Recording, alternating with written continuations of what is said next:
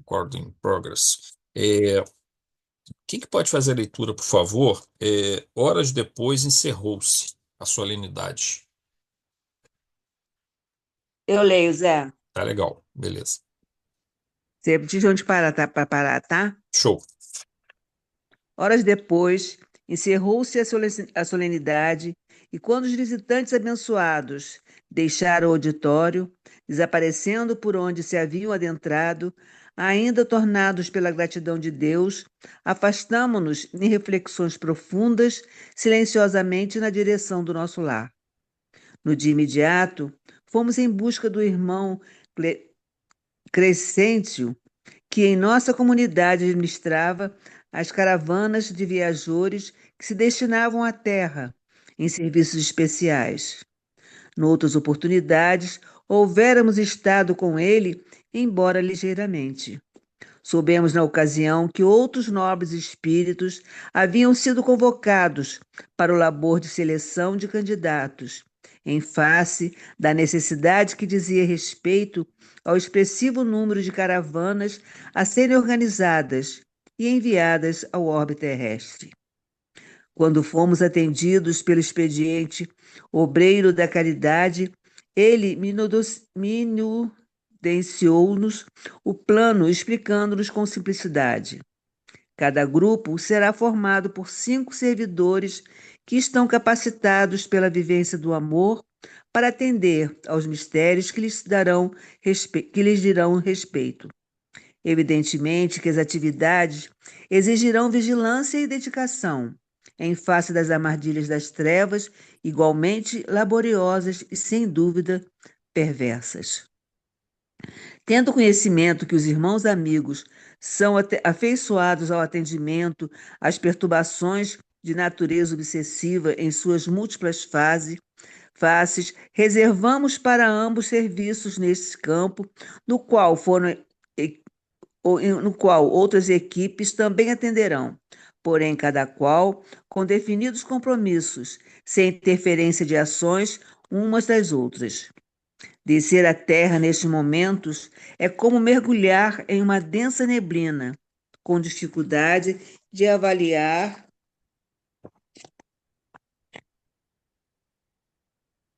os contornos que aparecem quando se está numa paisagem desconhecida. A densidade das vibrações grosseiras que predominam em algumas partes do globo onde teremos que proporcionar luz pode gerar confusão e traumatismo emocional, ao lado das multidões espirituais enfermas que nelas se movimentam, nutrindo-se dos fluidos deletérios acumulados. Exteriorizados pelas mentes encarnadas e reabsorvidos, alguns indivíduos são vítimas de si mesmos, graças aos pensamentos e comportamentos que se permitem, enquanto outros se intoxicam no ambiente pestífero em que se alojam psiquicamente, vitimados por sequazes da mesma espécie evolutiva, em obsessões inomináveis. Todos, porém, dominados pelo intercâmbio de pensamentos perturbadores que obnubilam a razão e impedem o claro discernimento em torno dos valores humanos. Será, portanto, nesse clima mental e emocional que iremos colocar as balizas do amor e acender claridades que dissipam as sombras dominadoras, abrindo brechas emocionais que facultem o despertamento. Desnecessário exaltar a responsabilidade de cada obreiro e o desafio para a execução de sua tarefa.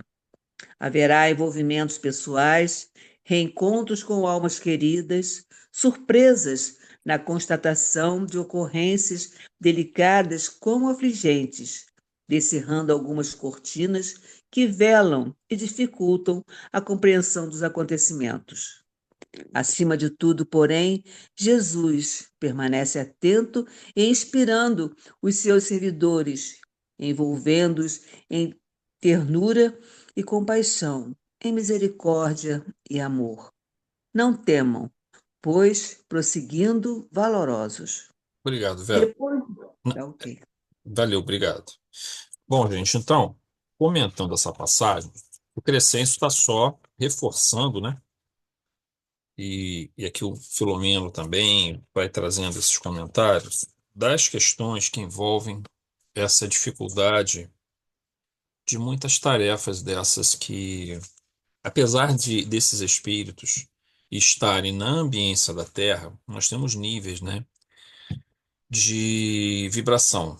Então, assim, a gente pode dizer que da mesma forma que a gente fala que a Terra, como, digamos assim, um habitat, né, na condição de mundo de transição planetária, nesse habitat, nós temos espíritos, desde a condição mais assim incipiente até uma condição de missionário aqui na Terra encarnado. Não são muitos, é claro, né? Mas temos vários desses missionários encarnados pela Terra. Essa grande variedade de espíritos implicam uma grande variedade de formas de pensar, de agir, formas comportamentais. No plano espiritual, nós também vamos encontrar inúmeros níveis na psicosfera da Terra, em torno da Terra, onde nós temos regiões umbralinas de baixíssima vibração, que nós chamamos de cavernas, né? Às vezes, se dão vários nomes, tá, gente? Mas alguns dos nomes, por exemplo, são cavernas. Você tem regiões que não são tão densas quanto elas, mas ainda são regiões densas do umbral. Você tem, assim, o que seria, vamos chamar, um médio umbral. E você tem um umbral no sentido de espíritos que estão já quase se libertando dessas condições de desequilíbrio e prontos a ingressar numa colônia espiritual ou num posto de socorro para serem tratados, né? Aí nós temos essas colônias espirituais, os postos de socorro. Em geral, os postos de socorro estão mergulhados em região um pouco mais densa, não nas cavernas, acima delas. Eles estão um pouco acima da região do baixo umbral, na região desse médio umbral, e daí eles podem resgatar espíritos até lá, através de caravanas que vão até essas regiões mais densas ou nas regiões ao redor desses postos de socorro. Então a gente tem essa grande variedade. No caso aqui de, por exemplo, de Manuel Filomeno, José Petitinga, Crescêncio, esses espíritos estão em uma colônia espiritual que está nos níveis assim mais elevados que a Terra, digamos, permite, que é mais ou menos o nível de nosso lar, porque acima disso você começa a sair fora da psicosfera já da Terra, já começa a entrar em outros planos, né? Quando eu me refiro a esse plano da psicosfera da Terra, eu me refiro a todos aqueles espíritos que se encontram de tal forma que muitos deles ainda vão reencarnar. Outros não vão reencarnar, mas estão muito ligados a indivíduos que ficaram na Terra para trás, entes queridos que ficaram para trás, de às vezes de 1.000 anos atrás, de 2.000 anos atrás. Então eles pedem também para ficar, para ajudar eles, ou para ajudar até muitos indivíduos como uma retribuição pelo que receberam do planeta Terra. Então é bem variado, mas chega um ponto em que você de fato descola da psicosfera da Terra. Eles todos estão envolvidos ainda nessa psicosfera, porém numa região que nós poderíamos chamar assim, seria quase um mundo regenerado, se nós observarmos. Por exemplo, nosso lar. Se a gente olhar bem nosso lar, ele lembra muito a ideia de um mundo regenerado, né? Do que deva ser a ideia de um mundo regenerado, né? Para esses espíritos mergulharem aqui na estrutura da matéria, não para encarnar, claro, né? Não é a situação, mas para vir ajudar, eles vão ter que ir em locais de vibração muito pesada. Não é que toda a crosta terrena esteja impregnada dessa forma. Tem locais da crosta terrena que estão mais livres desses fluidos pesados, outras estão mais densas, como se fosse um nevoeiro. E às vezes, dentro de uma mesma cidade, você pode ter regiões onde está essa névoa de vibrações psíquicas pesadas e outros locais onde há uma vibração mais sutil. Então, nós temos uma variedade dessas flutuações fluídicas na psicosfera da Terra. Mas os trabalhos que eles vão realizar na crosta terrena, ou seja, muito próximo de onde nós estamos como encarnados, tem regiões, tem locais onde está uma vibração muito pesada. E a gente vê até isso mesmo, quando a gente fala, por exemplo, para situar melhor o nosso exemplo aqui, que é região de Vassouras. Você pega a região de Vassouras, há uma psicosfera muito densa aqui, porque há uma história, né, de muito sofrimento que ainda não foi resolvida. Então, isso por si só já assegura uma presença, mas não é só a presença de desencarnados em sofrimento, é a presença de encarnados que ainda estão vinculados a esse passado, emitindo e mantendo esse padrão vibratório ainda. Então, Vassouras tem essa dificuldade, a gente observa isso até pela própria questão do movimento espírita aqui.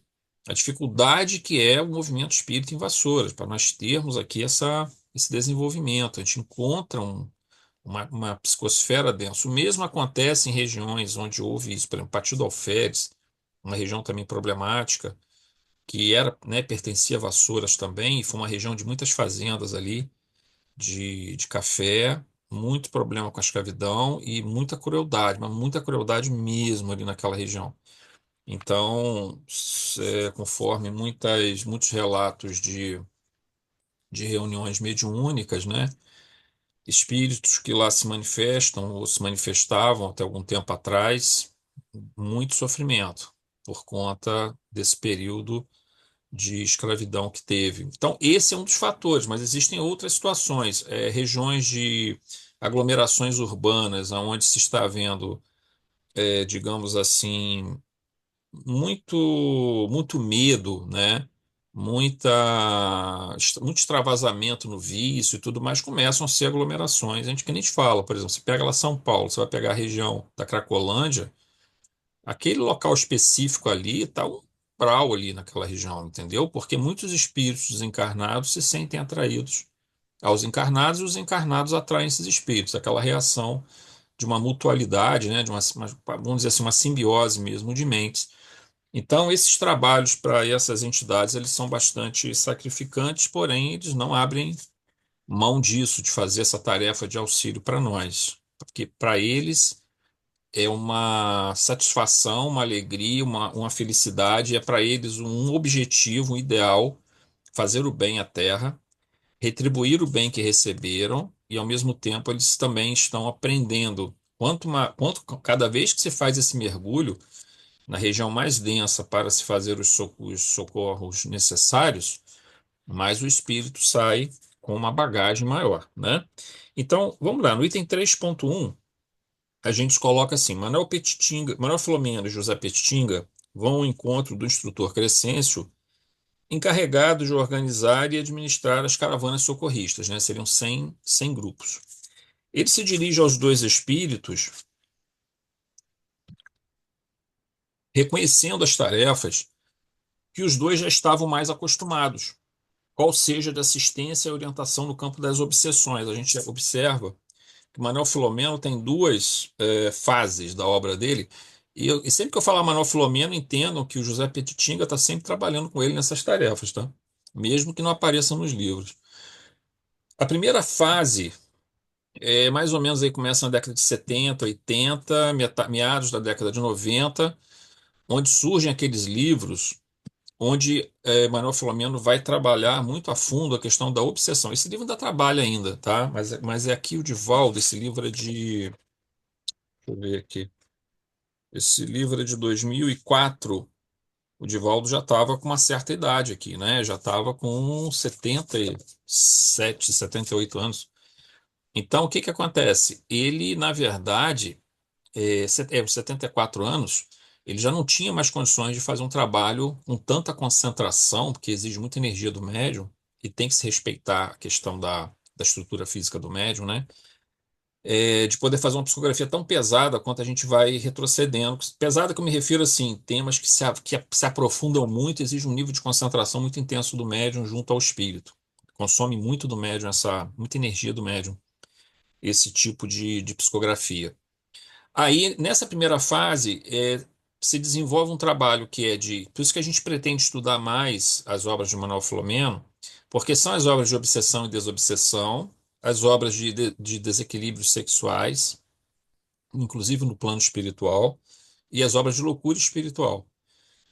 Sejam manifestas no encarnado, sejam no plano desencarnado, o estudo desses desequilíbrios mentais, né, que leva à loucura espiritual Manuel Filomeno se especializa nessa tarefa. Então, o próprio Crescêncio fala disso, lá também o próprio Policarpo cita alguma coisa. E numa segunda fase, vem aquele, já um pouco depois desse livro, vem aquele que Manuel Filomeno começa a tratar a questão da transição planetária. E aí já é uma abordagem um pouco mais leve, apesar de ser um tema importantíssimo, mas é uma abordagem um pouco mais leve em razão da própria saúde do Divaldo. Então tem que se alterar um pouquinho a natureza desse trabalho. Mas ele quando você pega esse trabalho e junta com a obra de André Luiz, que tem uma visão assim mais abrangente, geral, trabalha também com obsessão, trabalha com a loucura, mas trabalha também com muitos outros tópicos, você consegue fechar uma grande quantidade de ensinamentos importantíssimos, tanto para nós, para nós reconhecermos em nós mesmos o que está errado, e corrigir e reforçar aquilo que está certo, como também sermos trabalhadores dentro da casa espírita. Não tem escola melhor para estudos hoje em termos de obsessão do que essas obras do Filomeno, tá? E muitos médicos vêm realizando estudos, tanto das obras de André, as sociedades médicas, e vêm realizando estudos em cima das obras de André Luiz, e estudos também com psiquiatras e psicólogos usando as obras do Manuel Filomeno. Então, até hoje, no campo da matéria, já começa a surgir o desenvolvimento de muitos grupos de estudo de médicos produzindo vários livros. Eu tenho assim, alguns deles, né, onde eles estudam as obras do Manuel Filomeno, do André Luiz também, onde se começa a trabalhar, então, para aplicação eventual no próprio consultório, quando for possível. Se não for possível a aplicação do tratamento, que pelo menos o terapeuta, né, no caso o psiquiatra, o psicólogo, tenha pelo menos a ideia do que pode estar por trás do problema. Então, a abordagem, ainda que feita dentro dos padrões, seja da medicina, seja da psicologia, da psicanálise, da psiquiatria, ele está com o olho, digamos, um pouco mais além daquilo que está acontecendo por ter essa visão da questão dos problemas obsessivos e dos problemas que vêm a nível de psiquismo de profundidade em outras reencarnações, né? E continuando aqui, dessa forma, essa seria a natureza da tarefa que a ele seria destinada. Conforme sabemos, Manuel Filomeno, pela psicografia do Divaldo Franco, possui um importantíssimo trabalho na área de obsessão e desobsessão, de variados tipos, bem como de inúmeros estudos e trabalhos no campo da psiquiatria espiritual. A compreensão das causas e tratamento da loucura e dos desvios sexuais e suas graves consequências para a psique. Eu diria que o trabalho do Manuel Filomeno, ele toca no ponto, assim, um dos pontos mais sensíveis hoje que nós temos na humanidade, das suas fraquezas, né? Motivos de quedas importantes, as obsessões, né? Mas aí também propõe o tratamento através das desobsessões, os desvios sexuais, que é uma das grandes causas de quedas, e o problema da loucura. Mas, de uma forma geral, não só da loucura, mas também das neuroses nas suas formas variadas de manifestação, que hoje é uma epidemia, nós podemos dizer, dentro da sociedade, as manifestações neuróticas, tá? Elas não são tão graves quanto as psicoses, né? Porém, elas são uma porta para a psicose, porque a neurose continuada, se não for tratada, se não for compreendida, se não for modificado o padrão de comportamento do indivíduo, ele continua alimentando a neurose, ela vai levar ele a uma dissociação psíquica. E levando a dissociação psíquica, leva a psicose, tá? E aí, com as suas inúmeras formas, parece que cada, a cada 10 anos, cara, você vai tendo cada vez mais uma quantidade absurda de nomenclaturas e formas de tentar compreender a quantidade de distúrbios psíquicos que antes eram, às vezes, colocados numa única rubrica, vamos dizer assim, e hoje elas se dividem em vários outros subaspectos. E cada um deles vai ter que ter tratamento mais ou menos específico, tanto medicamentoso, psicoterapêutico e espiritual, né? 3.2. Crescêncio alerta para a dificuldade da tarefa em razão do campo vibratório da Terra, que por si só apresenta uma densa neblina. A gente bota essa neblina entre aspas, né, gente? Fluidos de natureza densa do plano astral que circunda a Terra e que é resultado de produção ideoplástica. lembrando sempre, ideoplastia, ideia que plasma, ideia que constrói, ideia que molda. Então, é o pensamento criando formas no fluido universal, que ocorre tanto do desencarnado quanto do encarnado. E aí, no caso dessa neblina, entre aspas, que a gente colocou, esse material, ele é alimentado tanto pelo pensamento vicioso dos desencarnados em perturbação completa, quanto dos encarnados também em perturbação variada, tá? Completa ou mais ou menos, mas tudo está produzindo perturbação e produção de material mental por ideoplastia, ou seja, ação do pensamento, ideia que plastia, que molda, que dá forma ao fluido universal. Isso aqui chama-se ideoplastia, tá? Então é ideoplástico, ou seja, a ação do pensamento de encarnados e desencarnados em perturbação sobre o fluido universal, em níveis variados de forma e intensidade. Densidade também, tá? Forma, densidade e intensidade.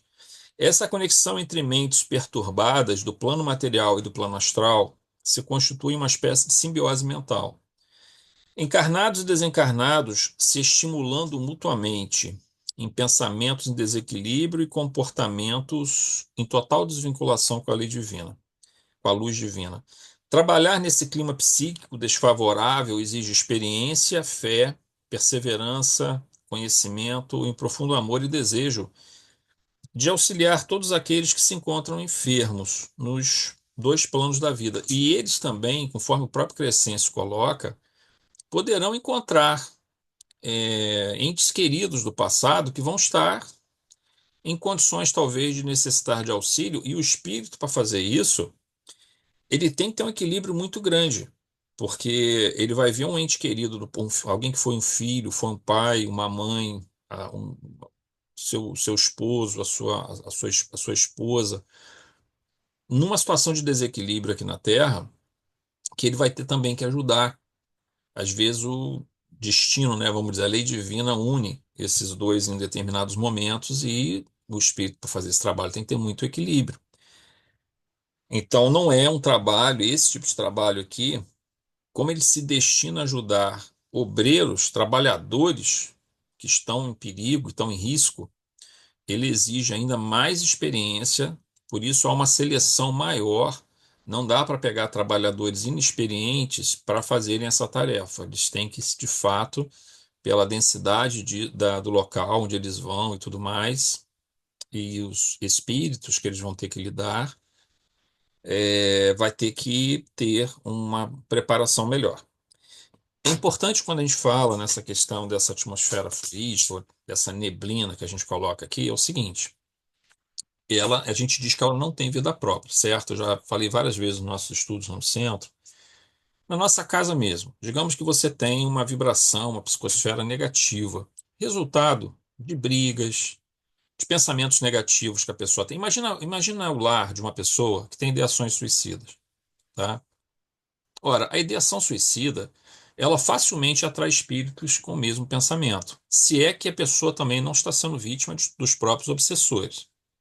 Ora, a ideação suicida é uma das formas muito potentes de produção de matéria mental altamente deletéria. Nós dizemos que esse material, quando se agrega, digamos, dentro da nossa casa, por brigas, por tristezas continuadas que a gente não consegue sair dela por longo prazo. Gente, é aquele negócio, tristeza de curto prazo, momentos de depressão, momentos de melancolia, isso está dentro, é um processo absolutamente natural do ser humano. A gente, às vezes até cria uma espécie assim de ojeriza a ideia do sofrimento, achando que o ato de sofrer é um ato doentio, que o sofrimento é uma anormalidade, e não é, tá? Sofrimento, numa forma, digamos, que não seja tão intensa, ele está dentro do processo natural de transitoriedade e impermanência do planeta, tá? Isso aí não tem muito que se discutir nesse aspecto. Está encarnado, estamos no nível de planeta Terra, nessa fase ainda de prova e expiação, transição planetária, vai ter que passar pelo sofrimento, não tem como evitar isso. O sofrimento continuado e que se transforma no sofrimento psíquico, em depressão ou fobias continuadas, aí sim ele se torna um problema clínico, né? Que esse se transforma de fato numa neurose. Você não pode dizer que a pessoa, por ela ter ficado 2 dias tristes, que ela entrou num quadro neurótico. Não, não é isso. Mas uma tristeza continuada ao longo de muito tempo começa a se transformar num processo de neurose, que nós caracterizamos como neurose. Muito bem. Esse estado predispõe à produção de material fluídico deletério. Nós dizemos que o que alimenta esse material é o pensamento do encarnado ou do desencarnado. Nós já falamos isso várias vezes. Porém, ou seja, se saísse esse desencarnado ou encarnado dali daquela casa e deixasse aquela casa fechada lá, esses fluidos iam se decompor naturalmente, tá? Porque eles precisam ser mantidos. A estrutura, tá? A forma, a forma ideoplástica precisa ser mantida por uma contínua emissão de energias. Pois bem, se nós retirássemos esses espíritos dali, sejam os encarnados ou desencarnados, com o tempo, não imediatamente, mas com o tempo, haveria uma desagregação natural dessas formações ideoplásticas. Porém, a curto prazo, essa ideação ideoplástica ela funciona como uma retroalimentação a curto prazo. O que que isso quer dizer? Se eu tenho uma ambiência muito negativa que criou formas, pensamento, formas por ideoplastia, e eu estou tentando alcançar um estado de, digamos assim, de bem-estar, mas aquela ambiência ali continua. Se eu não tiver muita força, muita determinação, muita disciplina, eu estou respirando essa atmosfera pesada ainda. Por isso que, às vezes, quando um lar está muito desequilibrado, há necessidade do culto no lar, ou que venham outras pessoas fazerem a oração e mudarem aquele padrão vibratório. A espiritualidade trabalha muito isso, tá, gente? Quando a gente pede socorro espiritual, uma das coisas que a espiritualidade faz nos locais onde a pessoa está doente, enferma, e quando eu falo enfermidade psíquica ou física, é a dispersão desses fluidos. É importante fazer a dispersão desses fluidos quando é possível. Nem sempre é possível por algumas razões. Às vezes um mecanismo obsessivo, onde o espírito fica ali próximo e não tem como tirar ele, porque a ligação, o próprio encarnado solicita a presença do desencarnado de forma inconsciente. Então não dá para tirar o desencarnado dali. Então, não tem jeito, você consegue amenizar, mas não consegue resolver. Às vezes é possível fazer dissipação, dissipar esses fluidos, né? Fazer essa limpeza fluídica, mas quando não é possível, esses elementos fluídicos, eles ficam ali realimentando, você fica respirando dentro daquela atmosfera que você mesmo criou. É como se você lembra quando a gente fala, usa aquele termo, de pegarmos e enchermos nossas despensas espirituais com coisas boas, os tesouros no céu, para que quando vierem os momentos difíceis, nós possamos nos nutrir desses alimentos espirituais que nós guardamos nas épocas em que nós estávamos equilibrados. O mesmo vale no sentido inverso. Se eu fico acumulando material negativo, esse material é o que vai me nutrir nos momentos em que eu não tiver forças. Então eu não posso deixar isso acumular. Então esse é um problema sério que nós temos aqui na psicosfera da Terra, de uma forma geral, onde encarnados e desencarnados mantêm esse fluxo desse material. Eventualmente existem processos que a gente observa que ocorrem no plano espiritual, alguns tipos de tempestades, lembram tempestades elétricas ou magnéticas que dispersam esses fluidos para fazer uma limpeza astral. Mas eventualmente eles voltam de novo a se acumular porque as pessoas começam novamente a pensar sobre isso. Existe um livro do André Luiz que trata dessa questão, se eu não me engano, nos Mensageiros, eu acho, se eu não estou enganado. A Casa Transitória Fabiano de Cristo. Eu não tenho certeza se é um dos Mensageiros, tá? Depois tem que dar uma olhada. Mas há essa tempestade exatamente para fazer a limpeza fluídica, a dispersão desse material. Por quê? Porque esse material serve para continuar alimentando o pensamento negativo daquele espírito, né? É como se você pegasse assim um alcoólatra, tá? E ele está tentando fazer o tratamento dele, mas imagina que do lado dele tem uma garrafa de cachaça soltando aquele vapor. Ele não está vendo a garrafa de cachaça, mas ela está soltando aquele vapor alcoólico ali que está se sublimando, né? Tá indo, indo para a atmosfera e ele está cheirando, está sentindo aquele cheiro. Ele não vai conseguir nunca se recuperar desse processo, porque está sempre sendo realimentado o desejo da bebida, uma vez que já é um esforço danado para ele ter que largar o vício. E ele está recebendo aquela emanação que vem daquela garrafa que está escondida ali do lado, vamos dizer que uma hipótese, numa situação dessa, é mais ou menos o que acontece em termos de uma ambiência fluídica. Então, a dispersão desses elementos é fundamental. No centro, em geral, se você aplica o passe, o ideal é que você faça a dispersão fluídica, porque se agregam, vamos chamar, se alguns chamam de cascões fluídicos, depende muito da natureza, da densidade do material acumulado no campo áurico, né? Mas uma psicosfera fluídica negativa, ela precisa ser dispersada. Depois de dispersada, você faz a aplicação do fluido, né? Em geral, a espiritualidade trabalha também. Às vezes a gente não faz a dispersão, mas a espiritualidade está realizando a dispersão fluídica. Mas nas casas e nos ambientes onde as pessoas se encontram, esse agregar de matéria fluídica densa e deletéria ocorre se não há vigilância no padrão do falar, do pensar, do agir, ok? Muito, muito bem. Ô Zé, Fala, Vera. se numa casa tiver, né, esses maus fluidos, essas coisas assim, por pensamentos ou por atos, né, por diversas situações, a pessoa sozinha, ela consegue desfazer isso ou teria que buscar, assim, pessoas que viessem? Porque na época que eu era católica, a gente ouvia dizer que o padre vinha e jogava água Sim. benta, né, essas coisas assim. Mas na nossa doutrina, como é que seria? Se nós for, o ideal é o seguinte: se a pessoa conseguiu, e ela pode conseguir isso, digamos, porque tudo no final é a vontade que vai determinar. A vontade e também o correto direcionamento. Digamos que ela conseguiu o correto direcionamento dos seus pensamentos, das suas palavras, e ela conseguiu essa vontade. Digamos que isso foi possível. Os fluidos estão lá, o material mental está lá. Ela pode dissolvê-los, ela pode conseguir fazer isso, mas é mais difícil. Quando vai se aplicar o passe na casa da pessoa, ela em geral vai. O passe ou culto no lar que é feito, uma leitura do evangelho, já começa, porque há outras pessoas ajudando, mentalizando, pensando num padrão mais elevado, já inicia o processo de, digamos assim, de decomposição, de desmanchar essas estruturas fluídicas. A pessoa sozinha para fazer isso, dá para fazer, mas a gente tem que entender que é um complicador a mais, uma vez que ela acumulou muito material ali que precisa ser dispersado. Enquanto esse material está ali, ele é algo que a prejudica. Se ela não estiver conseguindo, vai se pedir auxílio. Ele pode ser feito presencialmente pelos trabalhadores que vão lá, né? Por isso que às vezes a gente tem que ir na casa da pessoa mesmo.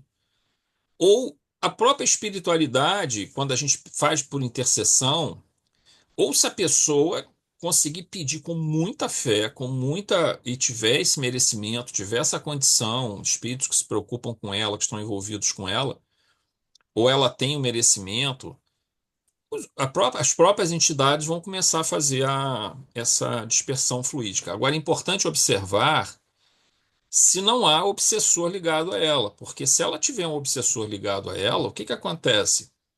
É preciso fazer a desobsessão.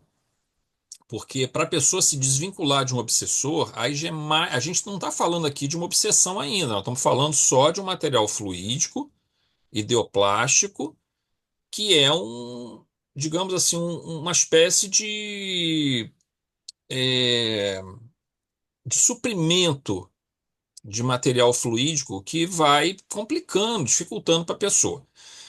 Isso pode ter sido produzido pela presença de pensamentos negativos, emoções desequilibradas durante muito tempo que geraram esse padrão. Mas vamos dizer que também isso esteja sendo causado pela presença de um obsessor. Se esse obsessor for uma obsessão simples, às vezes a própria intercessão espiritual a favor daquela pessoa é o suficiente para que, e a vontade dela, se ela tiver de fato com a vontade de estar se modificando, de estar modificando o pensamento dela, consegue se desvincular daquele obsessor e consegue realizar a limpeza fluídica. Mas, nesses casos, o recomendado é que a pessoa receba passes pelo menos 2 vezes por semana no centro. Isso eu estou falando dentro do tratamento, dentro da proposta do tratamento espírita, né? Passe 2 vezes por semana, pelo menos, ou 3 vezes por semana, para ela poder também se fortalecer, porque aí ela fica mais se sentindo mais forte, ela tem mais forças para diluir essas formações, né, que estão lá, ou a necessidade da ida de companheiros do grupo para poder ajudarem nessa dispersão fluídica. Ah, mas como é que eu vou fazer essa? Não precisa se preocupar com isso. Basta, quando estiver lá dentro, pensar no bem, orar, ter pensamentos positivos. Isso já está diluindo essa atmosfera. Ela não resiste a essa estrutura psíquica densa. Ela não resiste a um pensamento elevado. Tipo, o nosso pensamento elevado, com muita fé, ele é capaz de produzir radiações, inclusive não só pela expansão perispirítica, mas também por irradiações mesmo que vão saindo do nosso perispírito, da nossa mente, e vão diluindo esse material. Então, se tiverem mais pessoas, vai ajudar mais aquele indivíduo na sua recuperação. Então, Vera, vai depender da gravidade da questão, se tem obsessão, se não tem obsessão. Vai depender da motivação da pessoa, do quanto ela está, de fato, determinada a sair daquele estado, daquela condição, né? Isso aí é Depende desses primordial, né, fatores. Zé? Oi?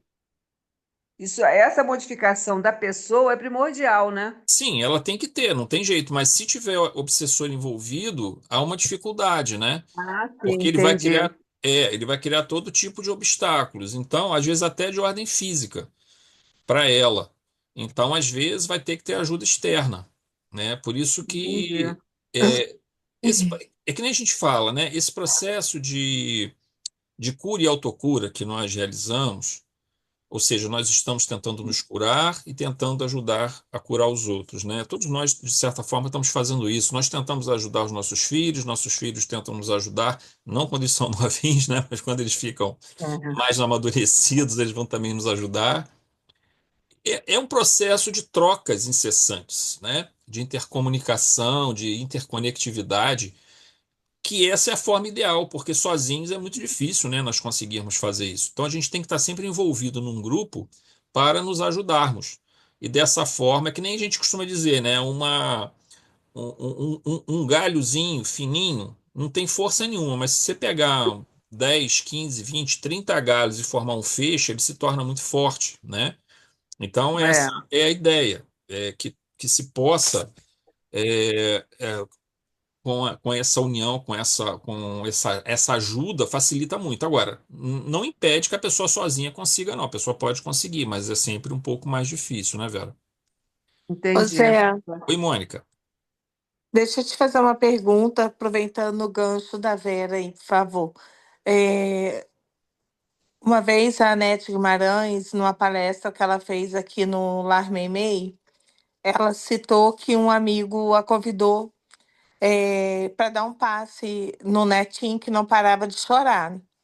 Então, quando ela foi à casa e a criança realmente chorava muito, e ela se aproximou da criança e ela não sentiu nada com a criança, mas quando ela adentrou o ambiente, ela falou que tinha muitas manchas pretas Sim, na parede. Aí ela foi conversar com o avô da criança, que foi quem a convidou para ir nesse ambiente. E na conversa, ele relatou que ele falava muitos palavrões, ele xingava muito. E muitas vezes também blasfemava, quando aquilo não era de acordo, não ele acontecia de queria. acordo com a vontade dele, sim. Aí, nesse caso, o evangelho, a mentalização, sozinho, resolveria também isso? Resolveria se ele mudar Não, mas eu estou perguntando assim, por exemplo, de outras vivências semelhantes a isso, aonde as pessoas mantêm esses mesmos padrões, não Não, são se ela espíritas, mantiver, tipo assim, vamos dizer que você vá na casa. No caso, ela fez a.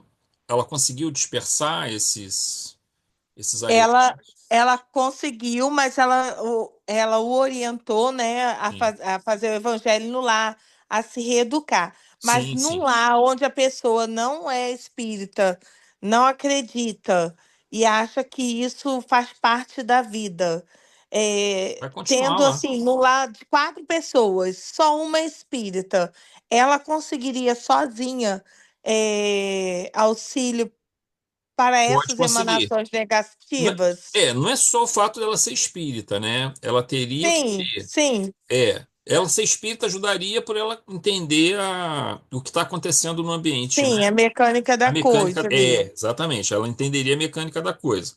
Sim, Aí, vamos dizer assim, você tem uma casa, porque essa é uma questão interessante, porque eu poderia dizer, não, no quarto dessa pessoa, ela vai manter o santuário dela, o santuário entre aspas, tá, gente? Ela vai manter sim, ali o templo dela, o santuário dela dentro do quarto dela, onde ela vai se sentir protegida, porque ela vai criar uma ambiência, e cria mesmo, tá? tá, Dentro do seu quarto, dentro do seu ambiente, você cria. A casa toda pode estar toda cheia de miasmas dessa natureza, esses cascões, né? Como a própria ela falou, só que sim, nesse caso na parede, né? Mas dentro do teu quarto você pode criar.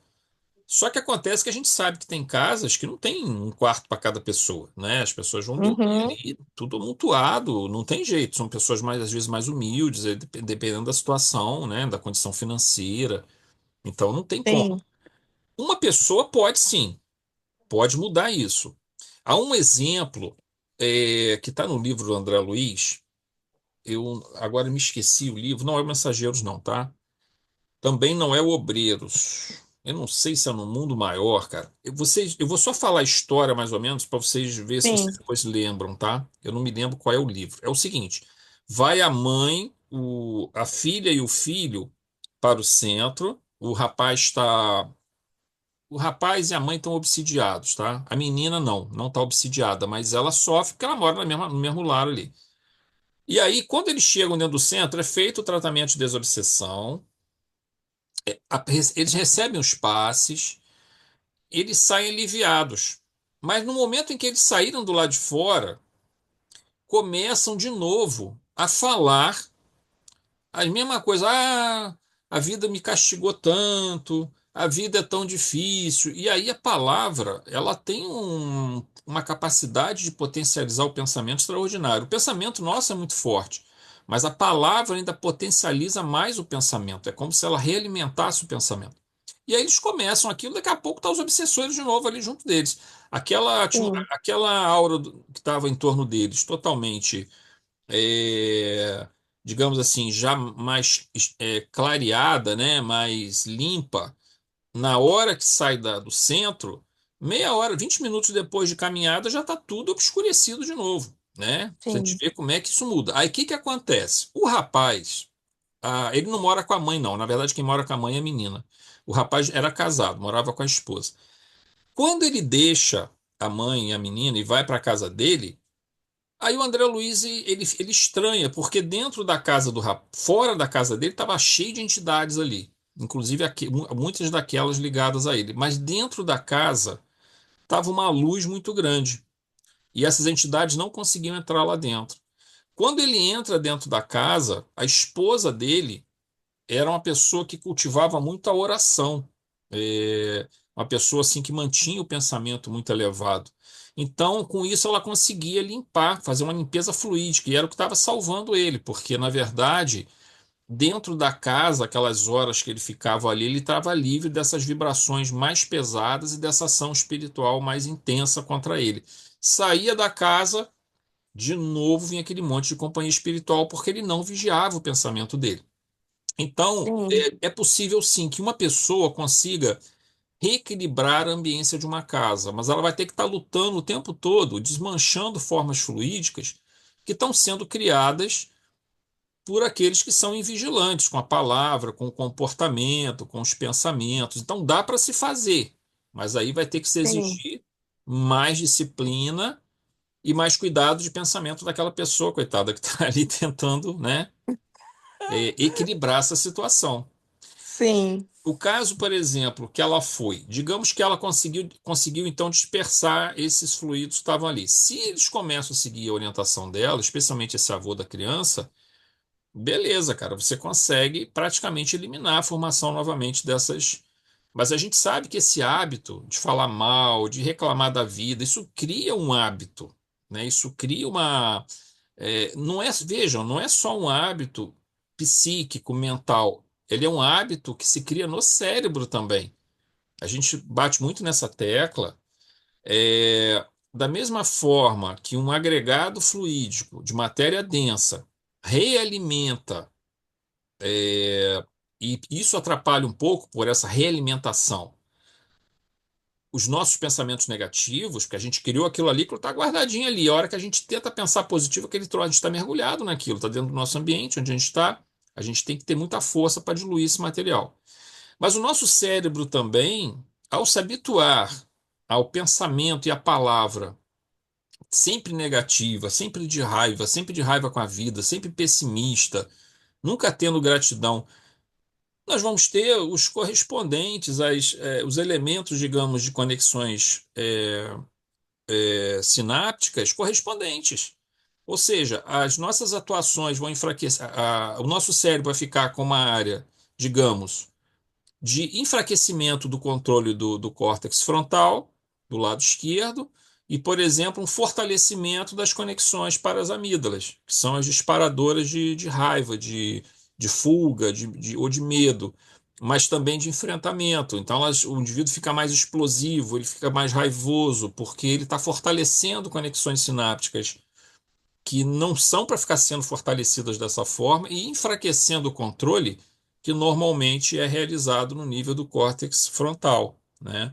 Então, até Sim. o nosso cérebro, no final, acaba meio que registrando esses padrões ao longo do tempo. Então, por conta disso, quebrar o hábito, você tem que lutar contra o padrão fluídico que você criou, o padrão mental que você cultivou e o padrão neurológico que se adaptou àquele padrão de pensamento, que o nosso cérebro, em muitos aspectos, ele é moldado novamente pelo nosso pensamento. Ele tem o seu padrão natural de formação, baseado em leis genéticas, mas eles têm um nível de plasticidade neural que nós sabemos que nós podemos induzir no cérebro. Então, a pessoa, para lutar contra isso, depois que ela criou um hábito, tem que ter muita perseverança.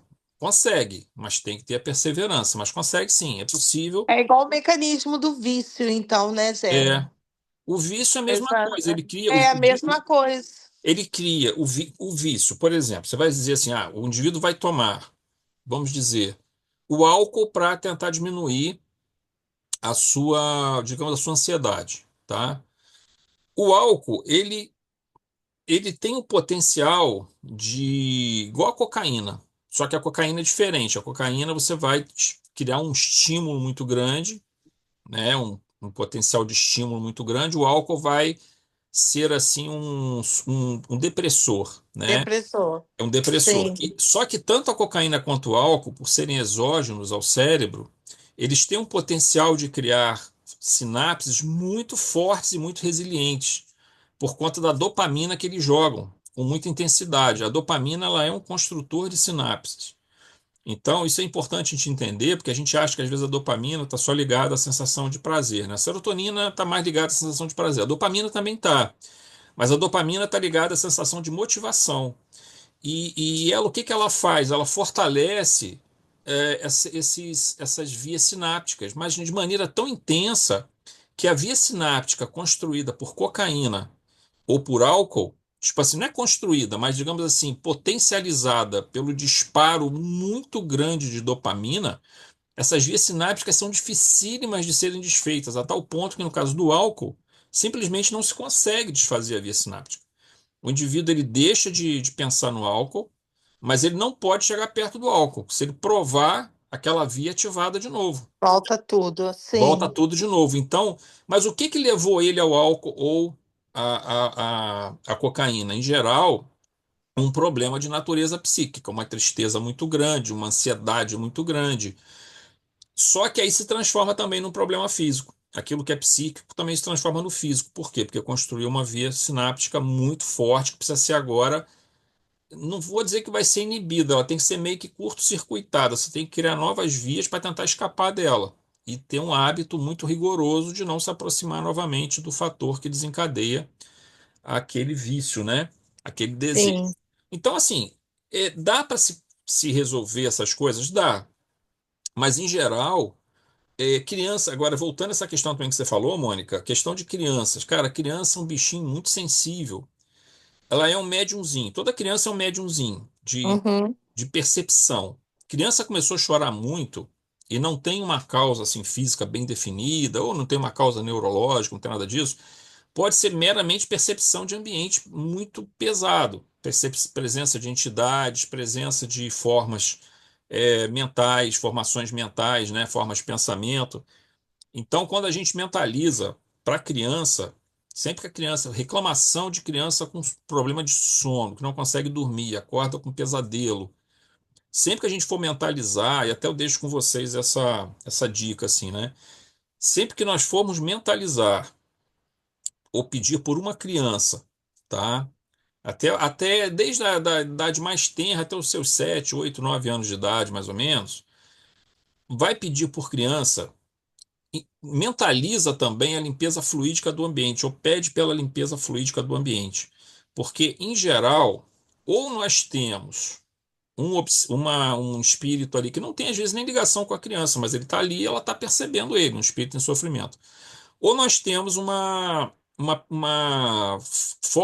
temos formas fluídicas que a criança percebe pela sensibilidade dela. A criança, a reencarnação dela só se completa lá pelos 7 anos, 8 anos de idade mesmo.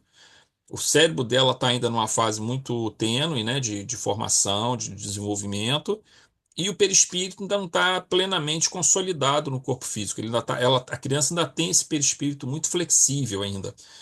Então, isso favorece um leve desdobramento e percepção das vibrações ambientes. Então, criança que está chorando muito, ela que não seja um problema físico detectado, não seja um problema de natureza neurológica, que pode às vezes acontecer também de ser, mas pode ser questão de sensibilidade espiritual, que é muito comum nas crianças. Então, a gente tem que Sim. pegar e já mentalizar, pedindo aos nossos irmãos espirituais, né, aos trabalhadores, para realizar a limpeza fluídica, a proteção espiritual da criança, né?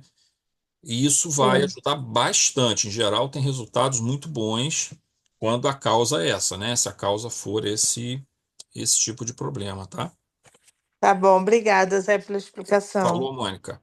Gente, a gente vai parar aqui hoje. Na semana que vem, a gente continua no 4. É porque esse capítulo aqui acabou ficando um pouco comprido mesmo.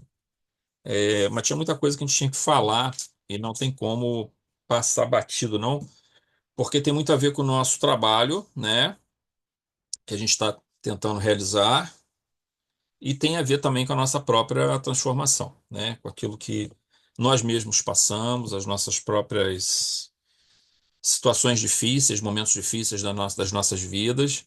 E a gente consegue meio que olhando assim esses tipos de estudos e orientações que esses espíritos nos trazem, a gente vai conseguindo meio que fazer um mapeamento da nossa situação e sendo mais cuidadosos, mais vigilantes e vendo onde nós temos que trabalhar mais, né?